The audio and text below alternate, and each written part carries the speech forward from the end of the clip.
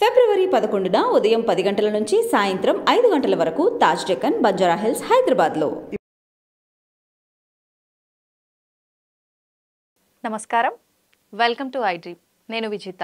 ప్రస్తుతం మనతో పాటు ఉన్నారు ప్రముఖ జ్యోతిష్య వాస్తు పండితులు, భారతీ శంకరాపీఠం వ్యవస్థాపకులు, వేదస్మార్త జ్యోతిష్య ఆగమ ధర్మశాస్త్ర ప్రతిష్టాంత పండితావర్యులు, బ్రహ్మశ్రీ అన్నవరపు తిరుపతి మూర్తి అవధాని గురుగారు మనతో పాటు ఉన్నారు. ఇప్పుడు గురుగారితో మాట్లాడదాం. నమస్కారం గురుగారు. ఓం శ్రీ మహాగణాధిపతయే నమః. గురుగారు, చాలా మంది పూనకాలు వచ్చినట్టుగా, అమ్మవారు వాళ్ళ పైకి వచ్చినట్టుగా బిహేవ్ చేస్తుంటారు.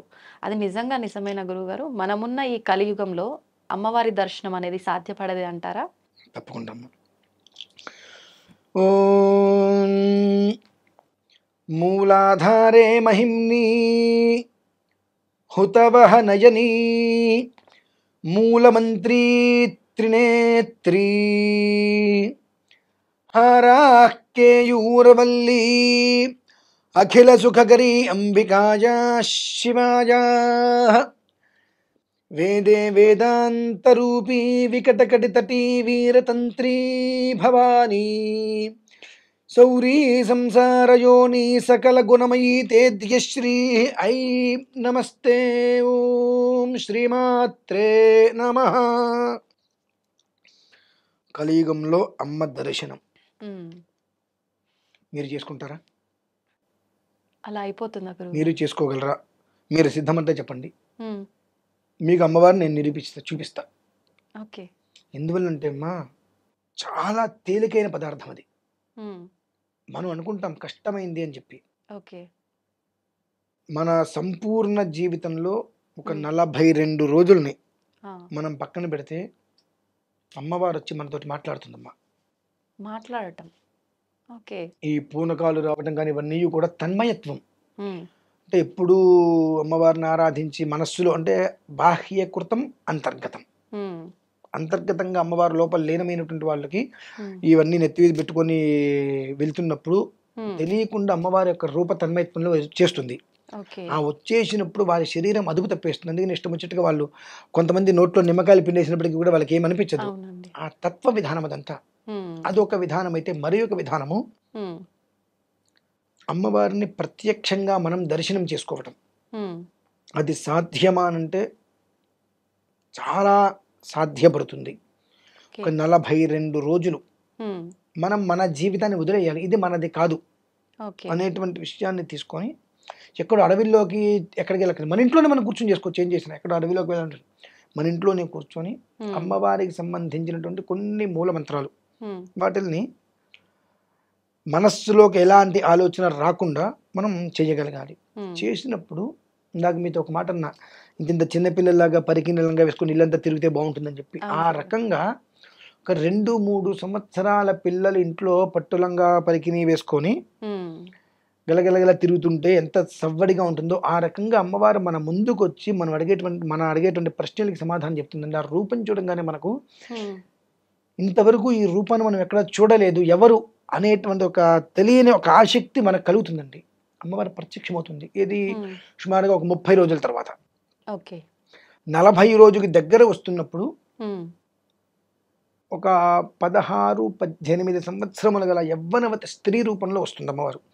అంటే స్త్రీ అనుష్ఠానం చేసేటువంటి సమయంలో పురుషుని రూపంలో, మన్మధుడు రూపంలో అమ్మవారు వస్తుంది. అలానే పురుషుడు చేసేటువంటిప్పుడు స్త్రీ రూపంలో అమ్మవారు వస్తుంది. ఆ వచ్చి అమ్మవారు మాట్లాడేటువంటి సమయంలో మన చూపు అనేటువంటిది అమ్మవారి యొక్క నోటి వంక చూస్తున్నామా, కళ్ళ వంక చూస్తున్నామా, ఈ లలాట స్థానంలో చూస్తున్నామా అనేటువంటిది ఆవిడ గమనిస్తుంది. ఈ 3 కాకుండా మన చూపు ఇంకెక్కడికి వెళ్ళినప్పటికీ కూడా మాట వచ్చేటువంటి ధోరణిలో ఏమాత్రం తేడా వచ్చినప్పటికీ కూడా మన జీవితం అనేటువంటిది కేర్ ఆఫ్ ప్లాట్ఫారం. 36 సంవత్సరాలు పడుతుంది జరిగినటువంటి అనర్థం ఏమిటి అని తెలుసుకోవడానికి. ఎందువల్లనంటే ఒక మంత్రం సిద్ధి పొందాలి అంటే అన్నీ వదిలేయాలి. ఎలాంటి స్త్రీ అయినా సరే వస్తూ మనల్ని ఉద్రేకపరిచే మాటలు మాట్లాడుతుందమ్మా. ఏదో ఒక స్త్రీ రూపంలో వచ్చి ఆవిడ మాటలు మనం వింటున్నామా లేదా అనేటువంటిది కూడా ఆవిడ గమనిస్తూ ఉంటుంది. గమనిస్తూ మన చూపుని ఆవిడ ఖచ్చితంగా గమనిస్తుంది. కానీ ఆవిడ అమ్మవారుగా వచ్చిన విషయం మనం ఎవరం గమనించలేం. అటువంటి స్థితిలో మన జీవితం అనేటువంటిది కంప్లీట్గా తలకిందులైపోయి ఈ ప్లాట్ఫామ్ మీద బ్రతకడం అయిపోతుందండి పరిస్థితి.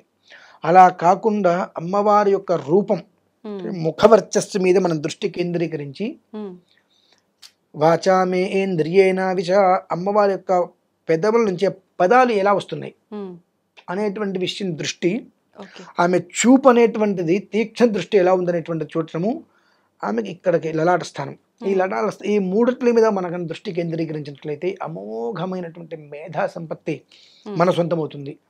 అనంతరం అమ్మవారు అక్కడికి వచ్చి కూర్చొని మీరు ఇక్కడ అడిగితే ప్రశ్న అక్కడి నుంచి ఆవిడ సమాధానం చెప్తుంది మీకు. ఇవి రీసెంట్గా మన పీఠంలో జరిగినాయి అమ్మ. ఆ జరిగినప్పుడు నేను అంటే ఇతపూర్వం దసరాకి ముందు నేను ఒక వీడియోలో చెబితే యూఎస్ఏ నుంచి కొంతమంది వచ్చారు. నాన్ సెన్స్, అమ్మవారు లేదు, ఎవరు లేరు, ఏం జరుగుతుంది అంటే, రండి అమ్మవారు మీకు దర్శనం చేయిస్తాను, నేను ఇబ్బంది లేదు, మీకు శక్తి ఉండాలి అన్న. వచ్చారు, కూర్చున్నారు, ఒక 18 మంది ముత్తైదులు చుట్టూగా కూర్చున్నారు. 18 శ్రీచక్రాలకు ఆరాధన చేస్తున్నారమ్మ. చివరి రోజు విజయదశమి రోజు నాడు ఇక్కడ కూర్చున్నారు. అమ్మవారు ఎలా మాట్లాడుతుంది, ఏం చూస్తుంది అనే విషయం కూడా నేను వీడియో తీస్తాయినా నేను చూస్తాను అని వీడియో చూస్తూ ఫోటోలు తీస్తూ పెట్టుకుంటుంటే కొన్ని మంత్రాలు పారాయణ చేసి వజ్రంతో నీళ్ళు తీసుకుని అమ్మవారి ముఖం దగ్గర ఇలా పెట్టారమ్మా. పెట్టినప్పుడు ఈ కంఠం దగ్గర ఉన్నప్పుడు ఎలా అయితే కదలిక ఉంటుందో ఆ ఈ కదలిక అందరూ గమనించారు. కదిలించినప్పుడు ఆయన ఫోటో తీసి ఒకసారి భయపడి ఇస్త్రీసాడు ఫోను. అంటే అప్పటి వరకు అమ్మవారు ఆ ఫొటోస్ ఉన్నాయి, నేను చూపిస్తా, 2 ఫోటోలు వేరియేషన్ చూడండి. అప్పటి వరకు అమ్మవారు చాలా ప్రశాంతంగా ఉన్నటువంటి వ్యక్తి చాలా రౌద్రంగా, కళ్ళు కూడా ఎర్రగా అయిపోయి ఆ రౌద్రం చూశాడు. అతను భయం వేసి ఫోన్ పక్కన పడేసేసాడు. హాస్పిటల్ పడ్డారమ్మ. ఒక 3 రోజుల తర్వాత మళ్ళీ కొన్ని అమ్మవారి మంత్రాలు పారాయణ చేసి కుంకుమిచ్చ తీర్థం వేసిన తర్వాత లేచి వచ్చి ఇంకెప్పుడు కూడా నేను ఎవరిని కించపరచను అంటే ఏంటంటే అక్కడ అతని ఉద్దేశం ఏంటంటే అతను తప్పుగా ఏం మాట్లాడాల. ఏమన్నాడు, కంచి కామాక్షి అమ్మవారు మాట్లాడుతుందంటే నేను నమ్ముతా, శృంగేరి శారదా అమ్మవారు మాట్లాడుతుందంటే నేను నమ్ముతా, వాళ్ళు పీఠాధిపతులు, సంసార జీవితం లేదు వాళ్ళకి, కేవలం కూడా అనుష్ఠానంలోనే ఉన్నారు కాబట్టి నమ్ముతాను. నీకు సంసారం ఉంది, పిల్లవాడు ఉన్నాడు అంటున్నావు, నువ్వు పీఠం అంటున్నావు, నీతో అమ్మవారు ఎలా మాట్లాడుతుంది అనేటువంటి విషయం నేను అన్నా.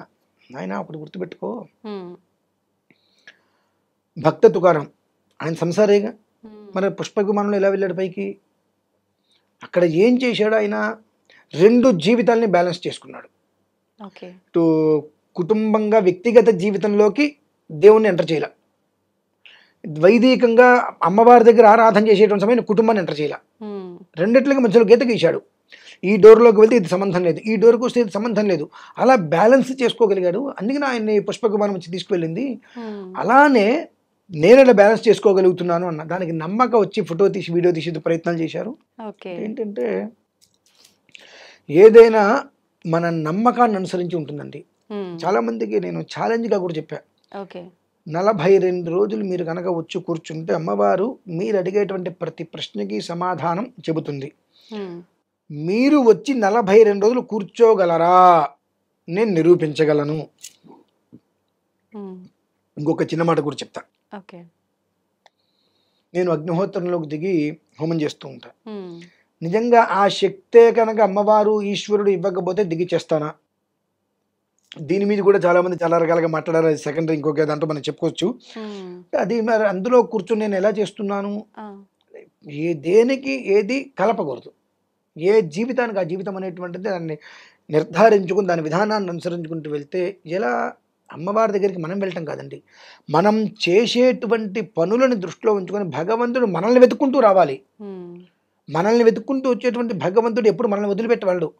మనం వెతుక్కుంటూ అమ్మవారి దగ్గరికి వెళ్తే మనం పట్టుకున్నంతసేపే ఆవిడ ఉంటుంది. మనం వదిలేస్తే ఓకే నీకు వద్దు కాబట్టి వదిలేసి ఎవరైనా వెళ్ళిపోతుంది ఆవిడ. అదే మనం చేసేటువంటి ప్రక్రియలకి ఆవిడ వచ్చి మనల్ని పట్టుకోగలిగితే జీవితకాలం మనల్ని పట్టుకుని ఉంటుంది.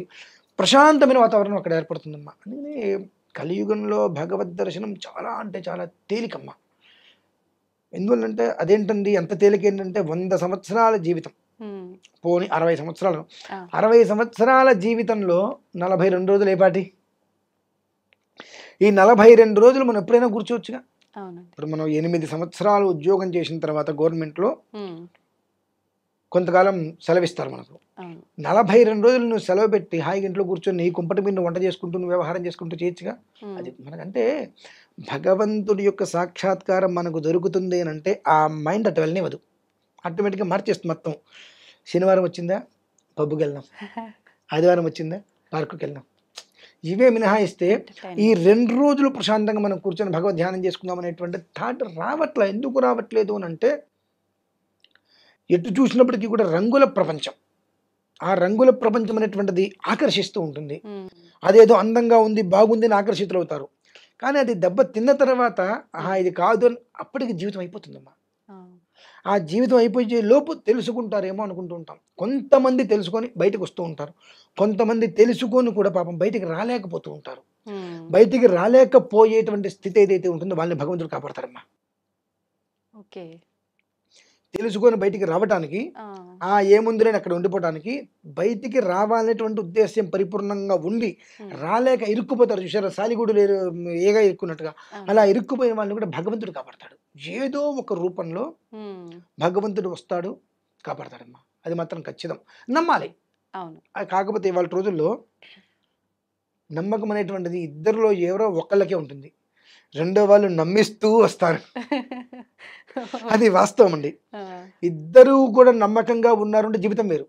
కానీ ఒకళ్ళు కంప్లీట్గా నమ్మితే ఇంకొకళ్ళు కంప్లీట్గా నమ్మిస్తూ వస్తారు. కాబట్టే ఏ ఒక్కళ్ళు కూడా కొంతకాలం మినహాయించి జీవితాన్ని స్నేహం కావచ్చు, వైవాహికం కావచ్చు, ఏదైనప్పటికీ కూడా భగవంతుడితో కూడా రిలేషన్షిప్ కంటిన్యూ ఎందుకు చేయలేకపోతున్నారంటే, ఇక్కడ ఇద్దరిలో ఎవరో ఒకళ్ళే నిజాయితీగా ఉన్నారు, రెండో మనిషి నిజాయితీగా లేరు. ఆ లేకపోవడం వల్ల భగవంతుడికి దూరం అవుతున్నారు, కుటుంబానికి దూరం అవుతున్నారు, అన్నిటికీ దూరం అవుతున్నారు. అంతే తేడా. మొత్తానికి భగవంతుని పైన నమ్మకం అయితే ఉంచాలి మనం. అంతే కదా. నమస్తే గురుగారు. పరమేశ్వరార్పణం.